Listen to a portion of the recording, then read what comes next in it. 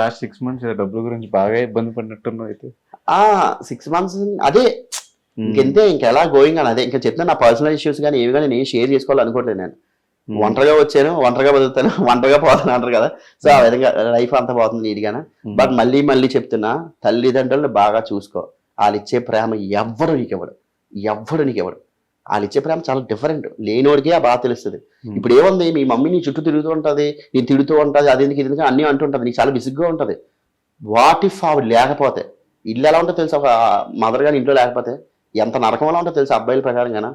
అది పడినోడికే తెలుస్తుంది, మిగతా ఎవ్వరికీ తెలియదు, పడినోడికి మాత్రమే తెలుస్తుంది. అరే 3 పూట్ల తిండి పెడుతున్నా కూడా ఈ రోజుల్లోని చాలా మంది పేరెంట్స్ తీసుకెళ్లి మీరన్నట్టు ఓల్డేజ్ హోమ్ వదిలి అన్ని చేస్తున్నారు. ఆ తిండి లేకుండా ఎంత బాధ ఉంటుందో తెలుసా మనకి. 7 years నుంచి నాకు హోమ్ ఫుడ్ లేదు. లిటరల్లీ హోమ్ ఫుడ్ చేయడానికి నాకు ఎవరున్నారని, హోమ్ ఫుడ్డే నాకు దొరకట్లేదు అసలు. ఎవరైనా పిలిచేలా హోమ్ ఫుడ్ పెడితే నేను అమృతంలా ఫీల్ అయిపోతాను. హోమ్ ఫుడ్ పిలిస్తే రండి అని. మొన్న నాకు ఎవ్వరు కొంచెం క్లోజ్ అయినా కూడా పిలవండి నేను వస్తాను, ఎందుకంటే ఎవరు పిలిచి నేను వెళ్ళిపోతాను హ్యాపీగా. నాకు ఈ బిర్యానీలో ఏ అవసరం లేదు, మంచిగా రైస్ పప్పు చాలేదు. హోమ్ ఫుడ్ నాకు దొరక్క 7 years నుంచి బాధపడుతానంటే ఆలోచించు తల్లి ప్రేమ ఎంత గొప్పదో. ఇలాంటివి ఎన్నో ఇన్సిడెంట్స్ మీకు కనిపిస్తాయి మీకు తల్లి కానీ లేకపోతే. అందుకే తల్లినేమో తండ్రి వాల్యూ కూడా నాకు తెలియదు బేసిక్. ఎందుకంటే నా డాడీ చిన్నప్పుడు చెప్పారు అంతా మమ్మీయే కనుక. తల్లి ఇప్పుడు తల్లి ఇప్పుడు వాళ్ళు ఇచ్చే ప్రేమ ఎవ్వరు ఇవ్వలేదు తెలుసా. కల్మషం లేని ప్రేమ అంటారు కదా, తల్లిది అదే కల్మషం లేని ప్రేమ. ఏవి నీ దగ్గర నుంచి ఆశించదు, నువ్వు హ్యాపీగా ఉండు అదే ఆశిస్తుంది. అందుకే నేను ఏది ఎలాగున్నా ఎవరిని నమ్మకపోయినా ఒక తల్లి చూస్తే అందుకే అంటారు. మన నా ఫ్రెండ్స్ కూడా చాలా మంది చెప్తుంటారు, ఓరే వాళ్ళు ఉన్నారు కనుక నీకు ఆ వాల్యూ తెలియట్లేదు. నేను నాకు తెలుసు తల్లిదండ్రులను ఎప్పుడు కూడా చులకనగా చూడడం, బొక్కలేరు కూడా ఇలా చెయ్యొద్దురా బాబు. వాళ్ళు ఇచ్చే ప్రేమలు వేరుగా ఉంటాయి. మనం ఒక్కోసారి అనిపిస్తుంటది, మనం కొంతమంది ఎఫర్ట్స్ పెడుతుంటాం. సో పెడతాం అక్కడి నుంచి మనకి ఏ ఎఫర్ట్స్ రావు. అక్కడ రావట్లేదు అంటే నువ్వు పెట్టే ఎఫర్ట్స్ రైటే, పెట్టే పర్సన్ తప్పు. ఆల్రెడీ ఎఫర్ట్స్ అక్కడ పెట్టకూడదు. ఇది కూడా చాలా ఇంపార్టెంట్ పాయింట్. అది అమ్మాయి కానీ అమ్మ కానీ ఫ్రెండ్ కానీ ఎవరైనా కానీ నువ్వు నీ వైపు నుంచి 200% ఎఫర్ట్స్ పెడుతున్నావు, ఇంకా పెడుతున్నావు అయినా సరే నీకు రావట్లేదు అంటే అక్కడ రీజన్ ఏంటి? నువ్వు పెట్టే ఎఫర్ట్స్ 200% రైటే, కానీ పెట్టే పర్సన్ మీద తప్పు. పక్కన పెడే. కానీ అసలు నార్మల్గా అంటే చిన్నప్పటి నుంచి ఫాదర్ లేడు, ఆ పెయిన్ కూడా తెలియదు ఇంట్లో. అప్పటి వరకు లాస్ట్ టైం మనం డిస్కస్ చేసినప్పుడే చెప్పు, ఎవరు చనిపోవడం కూడా చూడలేదు నేను, అది ఇది అని చెప్పేసి. అవును. వన్ సడన్ గా అట్లా తిరుగుతున్న పర్సన్ అలా అయిపోయినప్పుడు ఆ డిప్రెషన్ నుంచి బయటకి ఎట్లా వచ్చావు బ్రో? అంటే అసలు ఆవిడకి ఏం జరిగింది, ఆ డిప్రెషన్ నుంచి బయటకి ఎట్లా వచ్చావు? బేసిక్గా 2017లో బ్రో మా మమ్మీ, అంటే నేను హైదరాబాద్లో జాబ్ చేసేవాడిని 1 year మిరకల్ సాఫ్ట్వేర్ సొల్యూషన్ నాకు జాబ్ చేసేవాడిని. ఇండస్ట్రీ సంబంధం లేదు, కానీ వైజాగ్లోని బీటెక్ నుంచి షార్ట్ ఫిల్మ్స్ చేస్తుండేవాడిని. ఓకే. యాక్సెప్ట్ చేసేవాళ్ళ ఆంటీ? బ్రో మా మమ్మీకి నేనంటే ప్రాణం బ్రో, ప్రాణం, పంచ ప్రాణాలు. నువ్వు ఒక లవ్ స్టోరీ దారి లవ్ స్టోరీ పెట్టి కూడా నేను మమ్మీ చిన్న ఎమోషన్ పెట్టు బడబడ వచ్చేస్తాయి. మనం మొరారి సినిమా చూసానా, ఆ మొరారి సినిమా ఎంత ఏడిచని తెలుసా నేను, మామూలుగా వెళ్ళలేదు. నాకు ఓన్లీ తల్లి కన్నయ్య బాబోయ్ ఏంటి ఆ ఎమోషన్, ఏంటి ఈ ప్రేమలు ఇప్పుడు ఉన్నాయా అసలు? ఆ రోజుల్లో ప్రేమలు ఇప్పుడు ఉన్నాయా? ఎంతలా ఏడిచని తెలుసా నేను. తల్లి ఇచ్చే ప్రేమ మొత్తం వేరు బ్రో. సో ఏం జరిగింది, ఎలా బయటకు వచ్చావు డిప్రెషన్ నుంచి? 2017 బీటెక్ కంప్లీట్ అయ్యింది. నేను బయటికి ఇలా వచ్చాను, 1 year జాబ్ చేస్తున్నాను. ఈ లోపు షార్ట్ ఫిల్మ్స్ అయ్యి నాకు ఇక్కడ ఆఫర్స్ వచ్చాయి. సరే అని చెప్పేసి నేను హైదరాబాద్ వచ్చాను. బేసిక్ మా మమ్మీకి అంటే ఎంత ప్రాణం అంటే జీవితాంతం నాకు గిల్టీ ఫీలింగ్ ఉంటుంది. ఏంటంటే మేబీ నా వల్లే మా మమ్మీ చనిపోయిందేమో అని గిల్టీ ఫీలింగ్ నాకు చాలా ఎక్కువ. ఎందుకు? మా మమ్మీ నా మీద బెంగ పెట్టేసుకుంది, భయంకరమైన బెంగ పెట్టేసుకుంది. నేను వైజాగ్ వదిలి ఇప్పుడు బయటకు వచ్చేవాడు కాదు. ఇంటర్మీడియట్లో హాస్టల్లో వేస్తే నేను హాస్టల్కి వెళ్ళి ఏడుస్తున్నాను, అమ్మ నా వల్ల కాదు కదా కట్ చేసి చూస్తే మా మమ్మీ అక్కడ ఏడ్చేస్తుంది భయంకరంగా. వద్దని తీసుకొచ్చి ఇక్కడ ఏదో చేసుకుంటానని చెప్పి. ఆఖరికి అంటే ప్రాణం, ఎందుకంటే డాడీ చిన్నప్పటి నుంచి లేరు, ఉన్నది నేను లాస్ట్ కొడుకుని, ఉన్నది ఒక్కరిని, అందులోని కూడా నేను ఆకతాయిగా ఉంటాను. నాకు ఏంటంటే చిల్లరగా ఉండేవాడు. మరి దానివల్ల ఏంటంటే లాస్ట్ కొడుకు కనుక మా మమ్మీకి ఇంకా నేనంటే ప్రాణం. అమ్మో నేనే చూసుకోవాలి, ఇలా కాపాడుకునేది నన్ను. అలాంటి ఆవిడ సడన్గా లైఫ్లోంచి వెళ్ళిపోయిందంటే అదే ఇంకా 2017 నేను ఇక్కడికి వచ్చాను. అంతా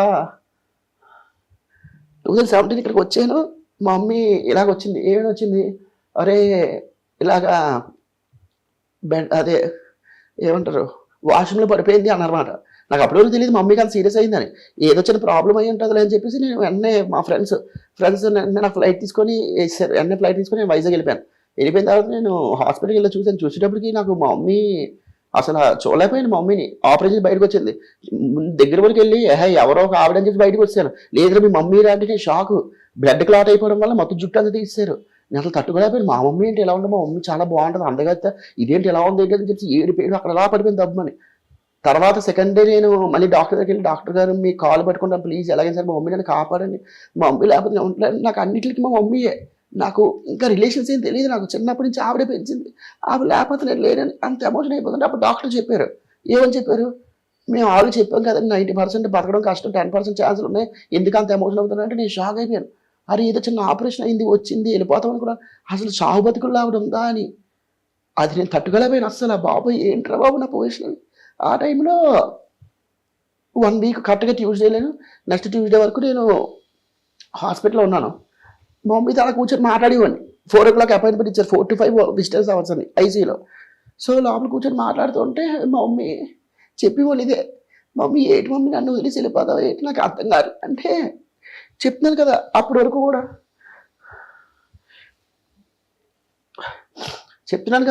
కూడా, నాకు సీరియస్నెస్ లేదు. లైఫ్ మీద సీరియస్నెస్, సాధించాలి, ఏదో ఒకటి చేయాలి, మా మమ్మీకి మంచి పేరు, ఇవేవి నాకు తెలియదు. ఎందుకంటే మా మమ్మీ నన్ను కష్టం లేకుండా పెంచింది.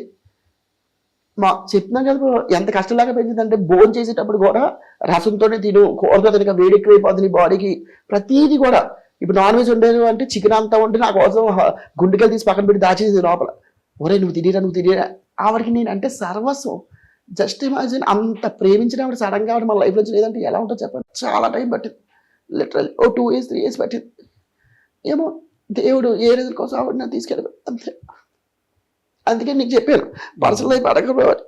ఇప్పుడు ఖచ్చితంగా ఆవిడ ఎప్పుడు ఎక్కడున్నా ఇప్పుడు ఈ పొజిషన్ చూసి నాకు తెలిసి హ్యాపీగా ఫీల్ అవుతున్నావు నువ్వు. నీతో మాట్లాడి నాకు ఏడుపు వస్తుంది. చెప్తాను కదా బ్రో, నా గురించి నేను చెప్పుకోవాలంటే నేను మంచోనే కాదు నాకు తెలియదు, కానీ నేను చెడ్డనైతే కాదు, ఒక ద్రోహం చేయలేదు, ఒక అన్యాయం చేయలేదు. కానీ లైఫ్లో భయంకరమైన దెబ్బలు నాకే పడుతున్నాయి, దెబ్బ మీద దెబ్బ, దెబ్బ మీద దెబ్బ, దెబ్బ మీద. అది ఎందుకు అర్థం కావట్లేదు నాకు. అంటే ఏమో అట్లీస్ట్ కూర్చోబెట్టి నువ్వు ఎలా ఉండాలి అలా ఉండాలని చెప్పిన వాళ్ళు కూడా ఎవరు లేరు.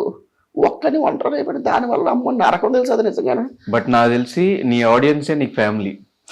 వాళ్ళే మంచున్నా చెడున్నా నీకు మెసేజ్ పెట్టి నిన్ను పుష్ చేస్తా ఎవ్రీ టైం, బాగుంది బాగుంది బాగుంది అని వాళ్ళు షేర్ చేసుకుంటూ. సో వాళ్ళ గురించి ఏం చెప్తావు బ్రో, ఆడియన్స్ గురించి? ఏం ఎక్స్పెక్ట్ చేయక నీకు అంత పుష్ చేస్తున్న వాళ్ళ గురించి? ఆడియన్స్ అమ్మ వాళ్ళు ప్రాణం బ్రో, సర్వస్వం. చెప్తున్నారు కదా, మీరందరూ అంటుంటారు ఏంటి బ్రో ఇంకా సినిమాలు చేయట్లేదు. ఇవన్నీ పక్కన పెడితే బబ్బులు అన్నాడు బయటికి వెళ్తే ఓ 10 మంది వచ్చి హ్యాపీగా మాట్లాడతారు, బబ్బులు కూడా నీ వీడియో చాలా బాగుంది, ఎందుకు మించి ఏం కావాలి బ్రో, నేను ఏమైనా స్టార్ ఫ్యామిలీలో పుట్టానా, లేదంటే బ్యాక్గ్రౌండ్తో వచ్చానా, ఇవి ఏమి రాకుండా వైజాగ్ ఇక్కడికి వచ్చిన కదా, చాలా తక్కువ మంది సక్సెస్ అయింది కదా, ఇది చాలా నాకు ఇంకా ముందు చాలా ఎదుగుతాను అలా చూస్తున్నాను. టైం అంతే.